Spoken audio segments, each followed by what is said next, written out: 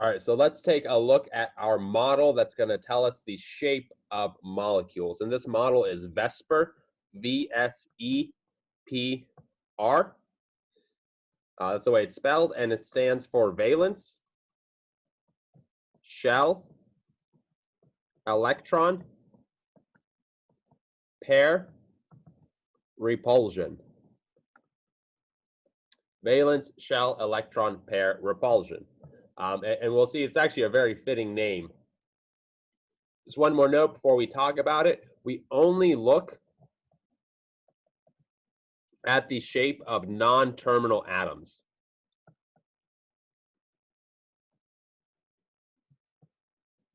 So any atom on the end, we just assume it's a sphere because it really is. We're only looking at the shape of an overall molecule, not the atom. So no, we don't take a look at non-terminal atoms. So let's take a look at this valence shell electron pair repulsion. And when we say electron pair here, we mean either bonds, which are two electrons, or lone pairs, which are obviously a pair of electrons. So let's take a look at a molecule, an arbitrary molecule of AB2, where they're just all single bonds. I'm going to draw it like this. And then we have a bond here and a bond here. They're supposed to be the same size. I didn't really draw that well, huh? There we go. So remember these bonds, they're made of electrons. And electrons repel one another, right? Negative charges repel one another. So these electrons are going to constantly be repelling one another. And so since they're repelling one another, they're going to want to get as far away as possible while still being bonded to A. So if you think about what that would look like, how are you going to get these things as far as possible? It would look something like this.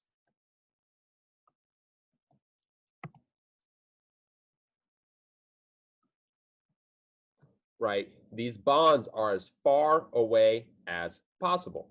And that's the whole point between valence shell electron pair repulsion. All you do is you look at the atom and you say these electrons are repelling each other. And so how do I organize the shape of the molecule to get them to be as far away as possible? And it works amazingly well.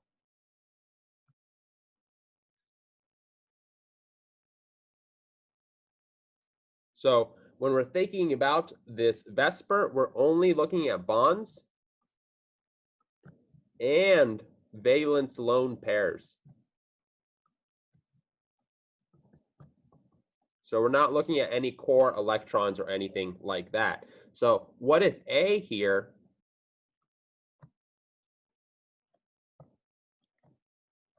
had a lone pair?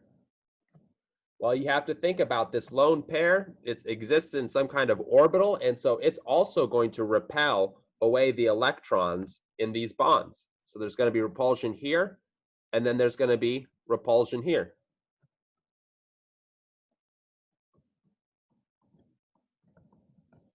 And so they're going to push each other as far as possible. And so if you think about what the shape logically would look like, it'd be something like this.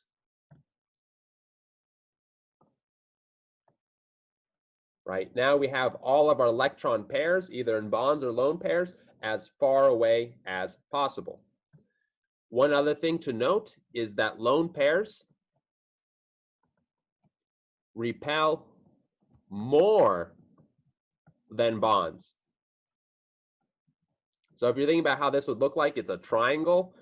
So this is a triangle. So if it was a perfect triangle, all of these bonds would be 120 degrees. But since the lone pairs repel more, we say that this bond angle is greater than 120 degrees. Same with this one, greater than 120 degrees. And then this one is less than 120 degrees because the lone pairs repel more. There's a great tool to observe these shapes. And so if you go into Google and you type in PhET, Colorado, molecule shape, should be the first link. We've used this website before. And you click the link, this will pop up and you hit play.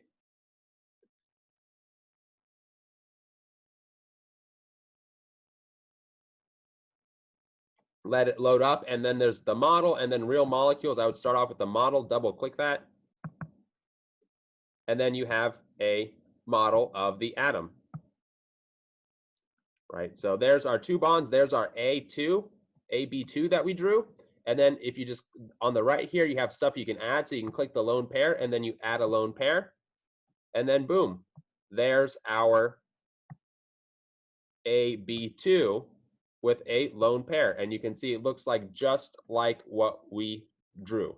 And then down here, you can click show bond angles. You have to be careful with the model. It will not tell you that it's less than 120 degrees. It'll tell you exactly 120. So it doesn't consider the lone pairs bigger than the bonds, even though in reality they are. If you go to the real molecules, you can see that. I don't know if they have, I think SO2 will be a good example. Yeah, SO2 has this lone pair.